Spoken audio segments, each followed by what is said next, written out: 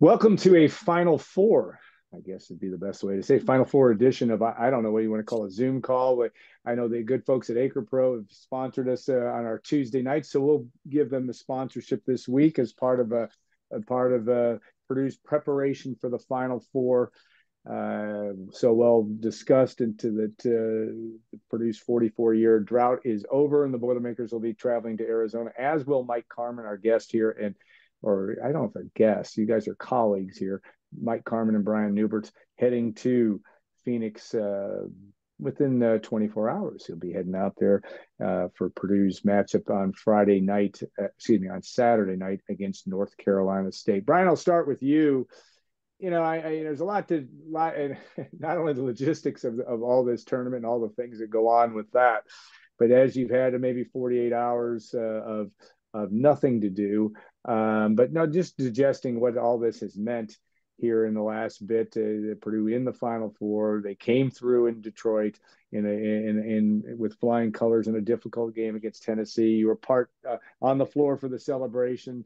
You well documented all the things that went on with Rob Hummel and Matt Painter, etc.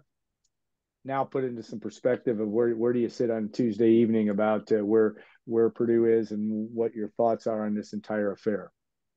Yeah, obviously this was a long time coming. A lot of people crying on the floor. I think Mm-hmm. that sort of tells you not just how important this was to Purdue basketball and its surrounding community and the people involved, but also just how big of a deal this is. I think that there's probably not been a more Final Four hungry basketball community, family, whatever term you want to use in the country than Purdue has been. And you know, some have waited patiently for it, some have waited rather impatiently for it. Yes, true. But it all kind of came out in that moment. You saw just a lot of raw emotion, a lot of, I don't know if it was relief, joy, a combination thereof, or some such thing, but also probably the relieving of the weight that has been on this season. Like I can tell you as an accessory to this over the last couple of years, just there has been a certain tension Mm-hmm. among fans, and I don't want to project that on all fans, only the loudmouths I tend to, be exposed to that had this not been the year, I think that um disappointment would have been putting it mildly. I don't want to take anything away from what Purdue did here by reaching the Final Four, but I think that this was kind of one of those high pressure zero sum years in the eyes Mm-hmm. of a lot of people that if you didn't make it this year, people were going to flip out. And that's the weight Purdue's operated under this whole season. It's not just been fans, it's been just the overall perception of the program, but this was the hump they had to get over, and this was the silver bullet season to do it as soon as Zach Edey announced he was coming back. And I'm sure there was some measure of relief that came from that, not just from Purdue and its coaches and whatnot, but all the people around it. Because I think it would have been pretty miserable, as is the nature of sports culture anymore, uh, had Purdue not done this. And it's unfortunate that I'm talking about an achievement like this as Purdue sort of like making par or doing what it was supposed to have done. But I think there were a lot of different emotions at play they're down on that court after that game. Yeah, I think that's well said, and I think it was true. I was even when I was up in the stands, looking down on you and seeing and sitting next to Robbie Hummel's mother and father, and that emotion was as raw as it could get, as it was I with can their only son. imagine Linda. Linda's great, but she was just she was Glenn was as stoic as you would expect. Linda not as much, and I can relate to that situation. I guess maybe better. Mike, I know that I think the thing too from a media perspective is that this was inevitable in terms of that. I know Purdue's had this anchor on it all year, this weight on its shoulders, but it was going to bound just by the way that the NCAA tournament is run from a media perspective. They need storylines. It was the opening story coming into the FDU highlights for the opening story going into the Elite Eight broadcast. I just watched it last night. it was inevitable in terms of that. But talk about how you see, being around these guys. They seem to have somehow been able to compartmentalize it or use it as motivation. Is that a fair assessment from your perspective? Well, the one thing that struck me about the whole weekend is I believe it was after the Sweet 16 game against Gonzaga, talking to Fletcher Lawyer, and he had mentioned, and we all know this happened, that what happened a year ago with FDU was on their mind, and they've openly talked about it, Yeah. and that's been well documented in several places, including goldblack.com. But they openly talked about it, and I ended up asking Fletcher, the fact that you guys, this was at the forefront of your mind, but not getting in the way of your regular season, is kind of a testament to them, because they did think about it. They knew it was out there. They knew people talked about it. They talked about it. But to still have the regular season that they had, to put them in a position to have the best possible route they could have in the tournament, I think is a credit to them and their focus, and obviously the coaches and everybody in the program to kind of stay on that track, and to have this 4-game stretch in the tournament where they've been pretty impressive. Tennessee, give or take Tennessee's 15-2 run in the first half, that they were able to accomplish that and get to the finish line of the Final Four. Yeah, it says a lot about them. And just with actually getting to the Final Four, and I felt this way when Purdue got ranked number 1 for the first time. Like, it was a program achievement. And all of them are program achievements in a way. But for Purdue, it was different because of the long drought and the disappointments and the close calls and, the season-ending injuries that kind of took them out of contention a couple years. That, this was a celebration of the program. And that's why I think you have the crying and the emotion of that, because all of that bottled into one thing kind of made it that on Sunday in Detroit, and across the world too. Any Purdue fan that watched the game, I think there was probably a lot of weeping and crying going on around the world from Purdue fans that watched that game, knowing the history of it, knowing everything that it has been through to even get to this point. Just makes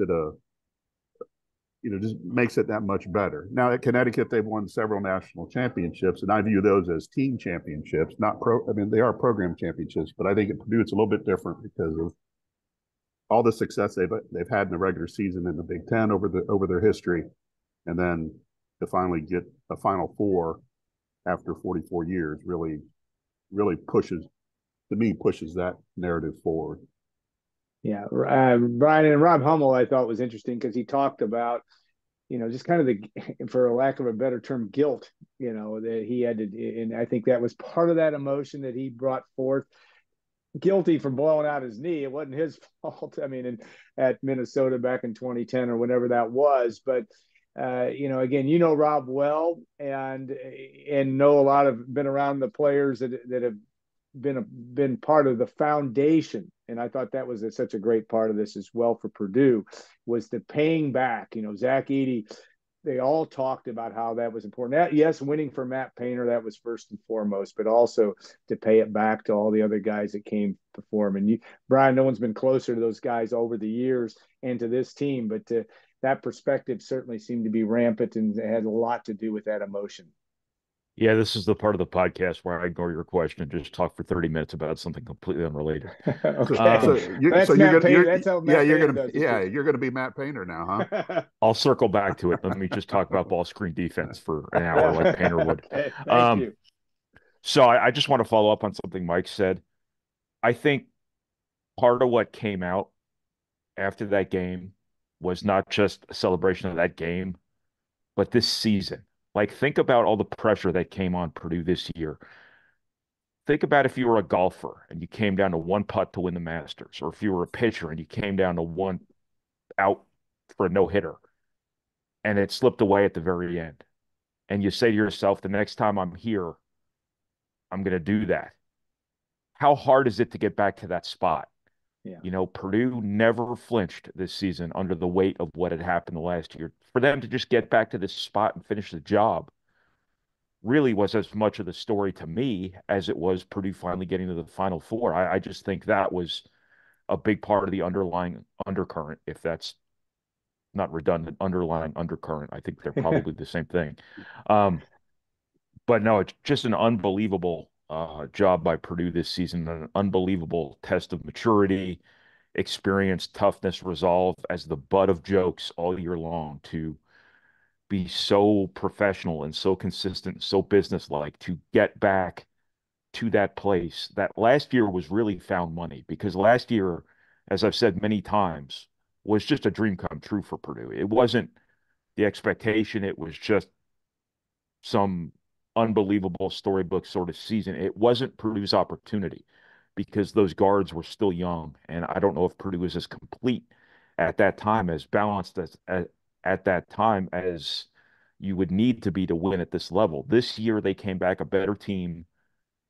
But even as a better team, how hard is it to replicate what happened last year when up until the NCAA tournament, you're looking at like a best case scenario. You weren't banking on Zach Edey turning into Megatron last year. You weren't that's a Transformers reference for you older guys. Yeah, I got you. Um, you weren't banking on Braden Smith and Fletcher Lawyer being so ready last year, and they were. For all of that to fall back in place, to stay healthy, to not have anything terrible knock you off track, to not show up for a game or two, which is college basketball. Everybody sucks every now and then. Everybody's, you know, every now and then we all get our ass kicked. And that never happened to Purdue this year in terms of them just phoning one in. But just a really remarkable achievement for Purdue, not just getting to the Final Four, but getting to the position to be getting to the Final Four, if that makes any sense. To your question about Robbie Hummel, uh, whatever it might have been 20 minutes ago when you asked it. No, the guilt. He mentioned the word guilt, I and mentioned the just word guilt yeah, because I keep bringing that up to him yeah, because I think he's probably graduated past that, which is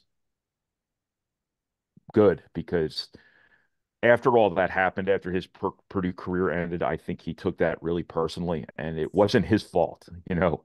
no, I think he's come to a place where he's at peace with it, and I'm not his psychologist or anything like that, but everybody, you got to be really happy for him because I yeah, think there was a certain measure of relief on his part, of atonement on his part, whatever it might have been. And it was only fitting that he was at like every Purdue game this year because that's yeah. just the way, since he's 27 of so them, damn right? good at his job, the A team gets the best team, and Purdue was the best team, and he's the A team. So, um, for him to have a front row seat to this all year long, you know, good for him. And good for him for being such a professional too. I mean, as much as he's invested in Purdue's, um, as much as he's invested his life in Purdue, he now is in this job where he has to be a professional and, you know, not openly root. And I know that gets him sideways periodically with certain fools on various places where fools tend to congregate. But Where would that be?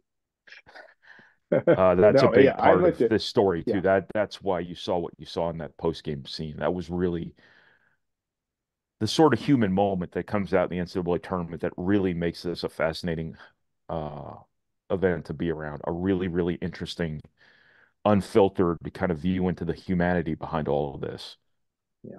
It is that it is drama at its best and worst sometimes because it's not as I think we probably both have written about the whole notion of it isn't always fair. And it isn't often fair, really, when it comes down to the end of the day. All right. One thing, Mike, and both of you actually covered the 1999 Purdue women's championship team. And I'm just talking about the moxie of championship level teams and what it takes.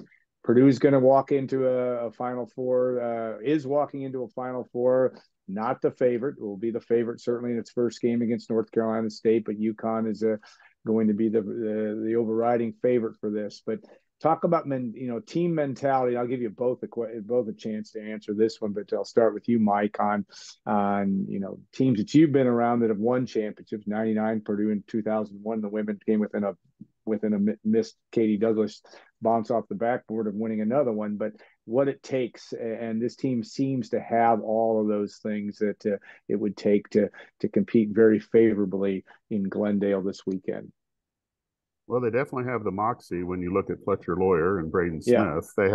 They have that component similar to, Stephanie and Yukari from the women's team from 25 years ago, even though they're 2 years younger. They're sophomores when they were seniors then. But I mean, they certainly have the makeup to handle whatever's coming their way in Arizona. I'm the guy with the barking dog now. Sorry. That's all right. You're all good. I never get a sense this team is overconfident. I just think that they're confident. And whether if they lose, it's not because they were overconfident. They'll lose because they turned the ball over too much for whatever reason, because that's their formula. That's what strikes them in the end. But I just think they have a confidence about them, and they've been driven since last year. You can't deny that. They don't deny that. They're trying to do the same thing Virginia did, and what a model to follow. I think I wrote that I think Virginia provided the breadcrumbs for them, and they've just kind of stayed on that same path. But they're very confident. They're very capable. If Purdue ends up playing UConn on Monday night, they're not backing down. They're just not going to back down because they're confident in their own abilities. And if UConn would get the better of them, or any other team would get the better of them, and that's just the way it goes. And I think they have that moxie about them. They have that confidence about them, and they see the finish line for them. They see where it's at. Zach has referenced it several times. He didn't come back just to win the first game or go to the Sweet 16 or get to the Final Four. They came back to win it, and I think they're still driven, and they won't be satisfied until they do it all on Monday night. Yeah. Brian, you've been around this a long time, and you've seen teams like North Carolina State and win 9 in a row now, and we saw, of course, UConn a few years ago have to win 5 to get into the tournament, and then win another 6 or whatever that was back in the day. Just for Purdue, and again, I think you guys have both pointed this out. This is a team that's not going to overlook anybody. But there's a randomness to this, as we know, and North Carolina State is hot as heck. I know you haven't spent hours scouting the Wolfpack, but what do you see when these two teams tee it up at 6:09 on Saturday night? I see a team that's just as likely to turn into a pumpkin as it is to win. Said the same thing about St. Peter's a couple years ago, though. So, NC State is just kind of hot at the right time. They went from their coach essentially being fired after a 4-game losing streak to end the regular season to winning the ACC tournament, and then obviously getting hot at the right time in the NCAA tournament, probably getting a couple breaks here and there in terms of probably some of the better teams they've played, not playing great. Duke is a very flawed Duke team this year, for one thing, not to take away from what NC State did, but when you look at the way they guarded NC State, do you guys even want to be here? But no, it's kind of one of those things where, Purdue's got to take them seriously. I think the last 9 teams probably to a certain extent looked past NC State, or at least didn't look at them as the sort of opponent you'd ordinarily get at certain levels of this tournament. And Purdue has to prepare for them like they're UConn, because there's no UConn if you can't get past NC State. This is the most random event in sports, the most random championship event in sport, to the point where I've always considered it almost an illegitimate championship because it's not reflective of a whole season. It's reflective of who just gets lucky or who just gets hot at the right time. And it's always been nonsensical how we don't give coaches the credit they're due, or we don't give players the credit they're due because they didn't perform in this one singular event, as part of a team sport that's determined by the bounces of a round thing that is filled with air and bounces funny sometimes. When you look at Virginia a couple years ago, that was the most extended run of luck that I think I've ever seen in this event or any sporting event. Um, and that's just what it comes down to sometimes. And, Purdue has been held back over the years by the opposite of that. And this year it was Houston that ended up getting the raw end of the luck deal. To Purdue's credit, it hasn't needed luck. And if this comes down to Purdue and UConn, this will be the year where the two best teams, weren't undone by some unlucky bounce or some fortuitous bounce. If North Carolina State ends up playing for the national title, then it's just farcical. But it's just the nature of the NCAA tournament. It's like determining your national championship in November when everybody's new and everything's random and you're not taking into account anything that would have happened before because nothing happened before. It's a very flawed amount of emphasis that we have put on this event, but that's the way it is, and that's what everybody signed up for. So that's the way it is. Yeah. Carmen, in terms of that, and we've seen games like this before where NC State obviously is not only shooting the ball well, but has been defending at a high level. They have the flavor of the month. If Zach-Edey isn't, which he is in a lot of people's eyes, he's the most hated player in the tournament, crazily, but by some. But DJ Burns has been looked at as a Travion Williams type, maybe with a little bit more weight. Had Travion not lost weight, I don't know how else to best look at him. And I've watched just a little bit of them playing, but this is a team that, again, being hot can put you in the right position at the right time. Yeah, it's a fascinating matchup because of the size of both guys, but also the width of one guy. Yeah. Purdue hasn't really faced a guy like that. Probably the last time Zach faced a guy like that, it was Travion Williams in practice. But Burns hasn't faced a 7'4" guy like Zach-Edey either. And I think sometimes that gets lost in the equation of matchups, where he hasn't faced a guy like Burns all year, but Burns hasn't faced a guy like him. As we tend to look at these matchups kind of from one perspective. But yeah, I mean, Purdue's going to have to it's going to have to be sharp defensively, not only with Burns, but the guys on the perimeter, their guard play. As much as Burns has been a huge factor for them, what they've done on the perimeter in this tournament impressive has been impressive and incredible at times, but it's probably been the key why they're where they're at. I mean, they're a missed bank 3-pointer from not even being here. When you look at what happened against Virginia, if Virginia was like halfway competent of shooting free throws in the ACC tournament, North Carolina State would not be here. I mean, Virginia would put Slim Chickens out of business by missing as many free throws as they did in that ACC tournament. So, they're here, as Brian talked about, the luck. I mean, I think NC State has had a lot of luck, and you can ride that luck all the way to the finish line. You can, but I think Purdue probably will probably be the best. Obviously be the best team they've faced up to this point. Even when you go back to the conference tournament, and I just back to earlier comments. I think Purdue's going to be locked in pretty good.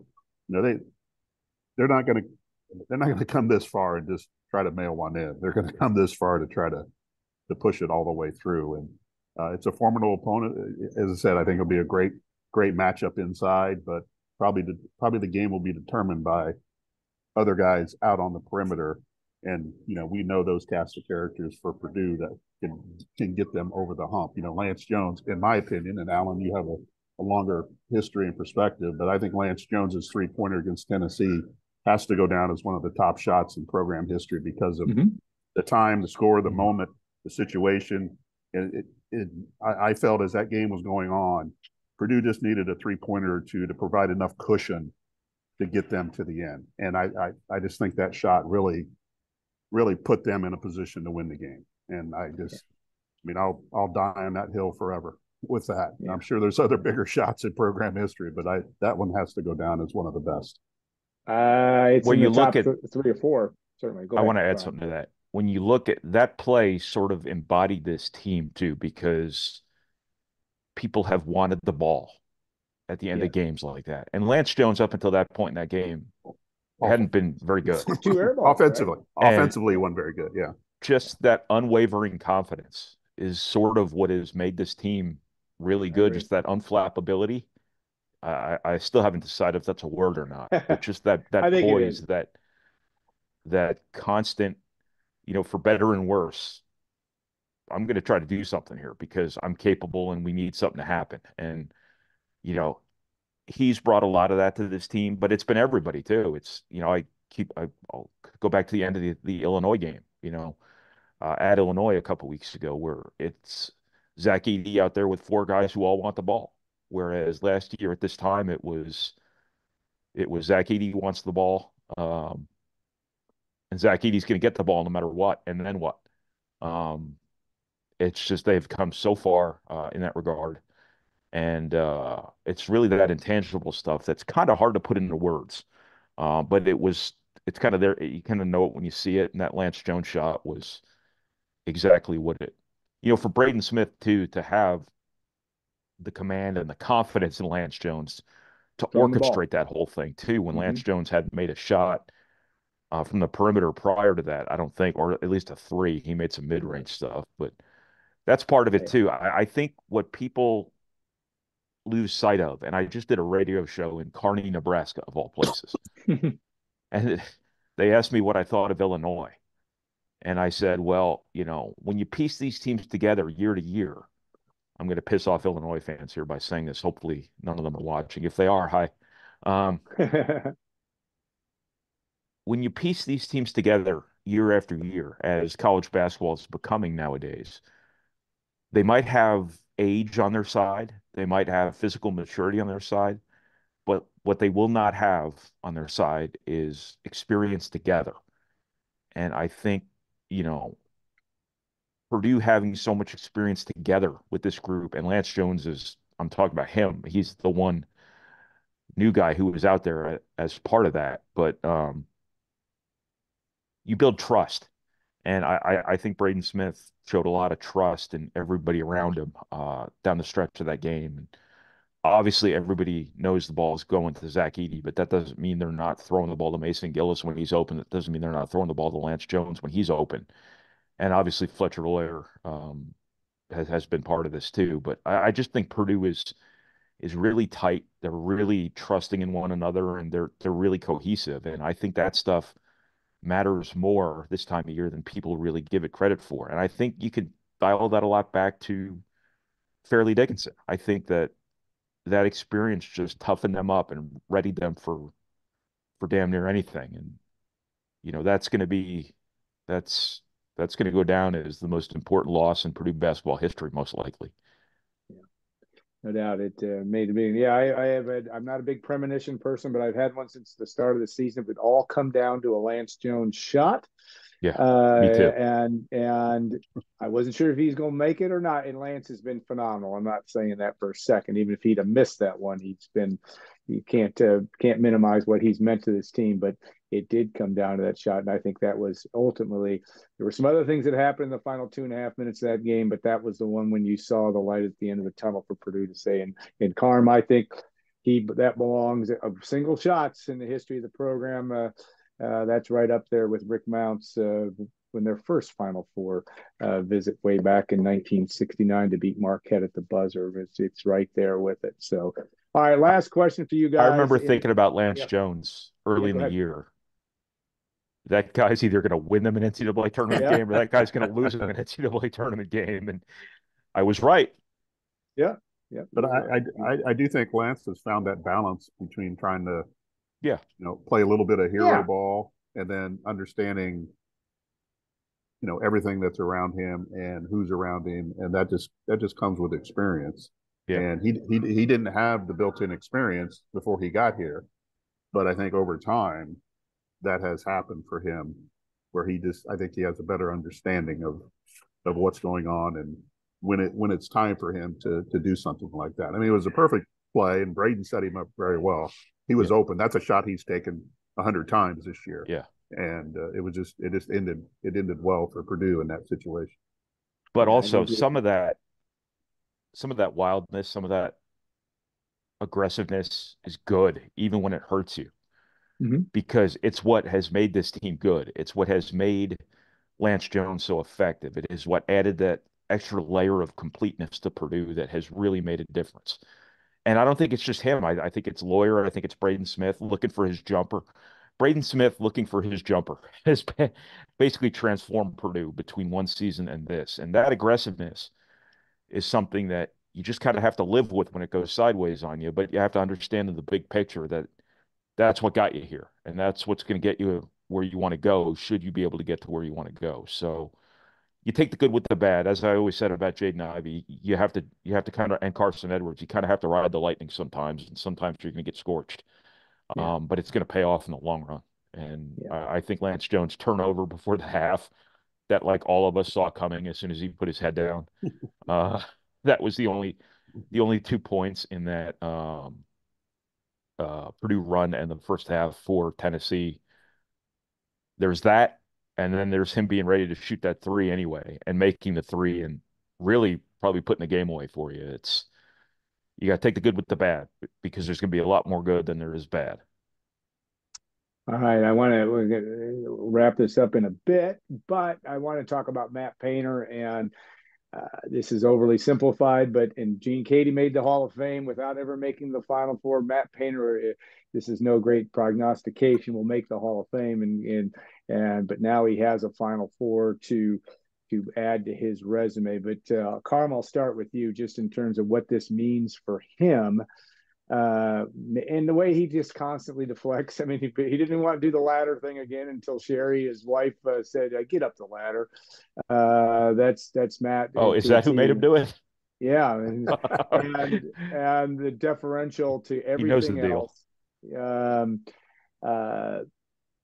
Just talk about that from a context standpoint. I'll give you both a shot at this, and I'm sure you'll come up with something completely different. Well, first of all, with the ladder, I don't know if it's been announced, and I don't know if he'll win it, but the ladder company sponsors the Coach of the Year award, so he might be the Werner Ladder Coach of the Year. So if he doesn't get on the ladder, can you really give him that award? Maybe it was a coach's NIL deal for him. I don't know if he's going to win it or not, but yeah, I mean, regardless of what happened this year, Matt Painter is headed to the Hall of Fame whenever he's done coaching. I mean, I don't think there's any question about that. But this moves him from the kids' table to the grown-ups table in people's mind. I mean, he's now out of one club into another club, and that will push whatever post-career awards come his way. I don't think there's any question about that, because he's revered among his peers for. He serves on all these committees, and he has great ideas to help push the NCAA and the men's basketball universe forward. So it's a great feather for him to have. It's a great monkey to get off his back. He doesn't have to hear about it, listen about it. Now he'll have to listen. If they end up not winning the national championship, it's like, wow, you didn't win the national championship. Now, when are you going to win a national championship? So that narrative will start if they don't accomplish it this weekend. So, but he's handled everything well. He credits his staff, he credits his players, but he's the one that has put this together and made changes along the way to make sure that it would reach this point. I mean, I view him as an old man basketball guy who plays with a center to its back, but understands the analytics of basketball today, where you've got to take the right shots that maximize the value of your offense. And they are a 3-point shooting team, but they're also a back to the basket team with a big guy. So he's created a combination here that is not completely against the grain of basketball as we see it today, but they're different enough where I do think, especially in this year and some other years, they have an advantage on how they approach things. And that's a credit to him. It's a credit to his belief and a credit to how much he has evolved as a coach. He's not doing it the same way he did it 5, 6, 7 years ago. He's doing it differently, and he's kept up with the times. He's recruited with the times, and by no means am I overlooking what's happening this weekend, but I'm a bit fascinated what happens next year when they still have some big men, but they're going to be more athletic than what they've been in recent years. And I'm curious how that all plays out. But that's for another day if you have me back. But yeah, that's it. It's still up for discussion too, and contract negotiation, Mike. Brian, anything else with respect to Matt Painter and his legacy? And I know he's 53 years old. It's not quite time for that, but this certainly validates, and we've been used that word. I don't know if whether that's a fair word to him because he's done so much, but yet it doesn't hurt, obviously, getting to college basketball's promised land. Yeah, as somebody who has spent his whole career trying to pry human emotion out of Matt Painter by any means necessary, I can tell you there was one thing he couldn't hide after that game is there was a little bit of a glow there. Oh, no doubt. And I would not really categorize Matt Painter as somebody who frequently glows. But you could tell this was a big deal to him. And, he did not need validation, in my opinion. But we know how the world works in college Yeah. basketball it's a zero-sum game. You either make Final Fours and win championships or you don't.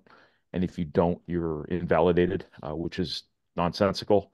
I think everybody who knows what they're talking about has considered Matt Painter to be one of the best coaches and one of the most likable, respected people in his profession for years now, not just lately. Um, he's given so much back to basketball.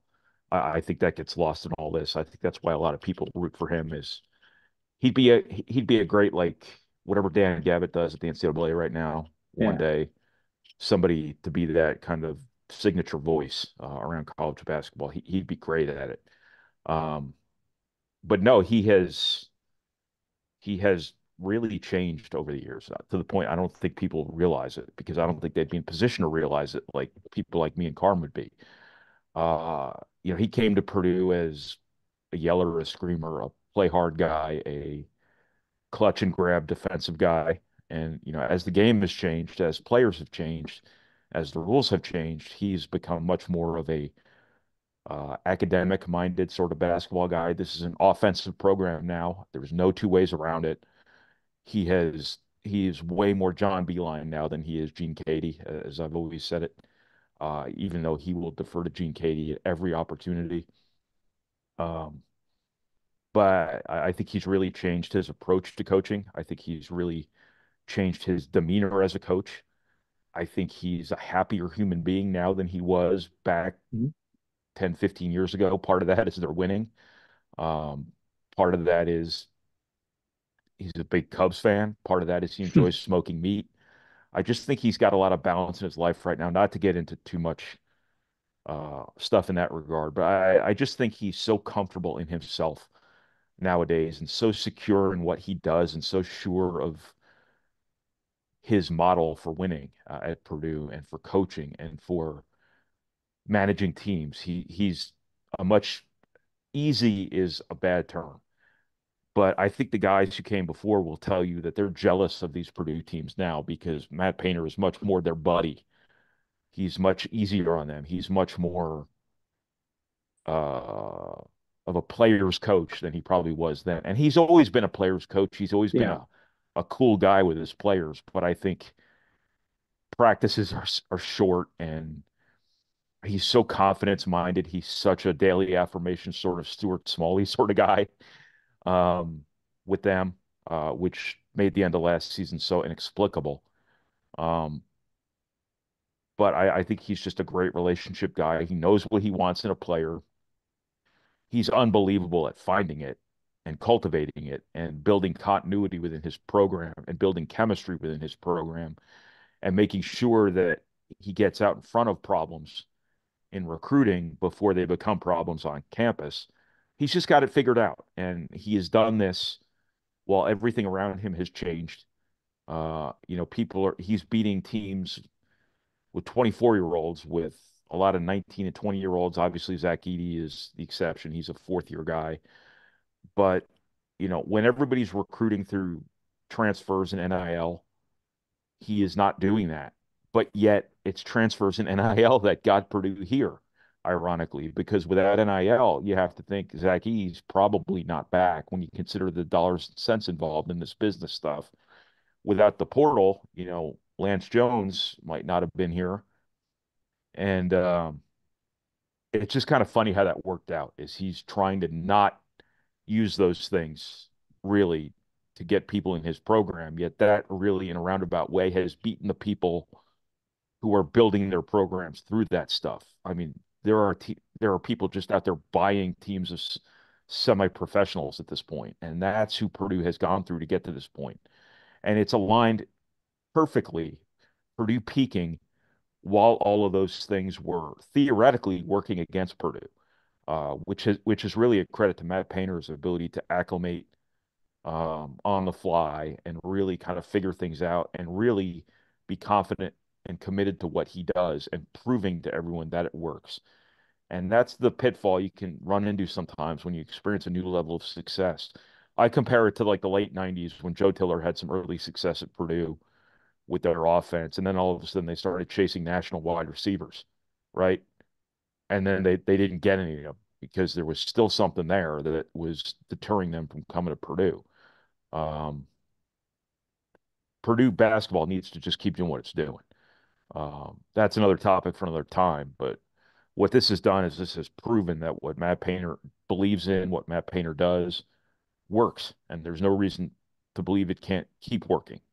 There's going to be times here where you're running out a bunch of freshmen against a bunch of adults, and you're going to have some competitive disadvantages there. But in the big picture, you're going to have these types of seasons where you have these groups that are together for a long period of time. You have excellent scheme, as good a scheme as there is probably in college basketball offensively. Um, it works, and it's validated to a certain extent that what Matt Painter does and what he believes in, what he stands for, works. And I think he deserves immense credit for this. I think he got a bad rap after last year and the year before that, and things like that. But I don't think it was ever really all that valid. It's just the way the funhouse mirror that the NCAA tournament is when it comes to how we consume and perceive college basketball. I'll stop talking now. All right. Well, we're reaching, in radio terms, we're reaching the top of the hour, so we're done. No, so you need a station guys, ID? thanks. Yeah, no station ID. We don't have a station. But guys, thanks so much, and we're looking forward to your coverage. Another weekend of a lot of work as the Boilermakers and you guys make your way to Phoenix, Arizona, and warmer weather and sunshine, which will be a good thing, at least for most of the weekend. And we'll look forward to reading and watching all and listening to all of what that you bring to the table. So guys, thanks again for our Tuesday night chat brought to you by acrepro.com. We appreciate them as well. And we'll see you down the road. A lot to come at the end of this week as we head into the Final Four.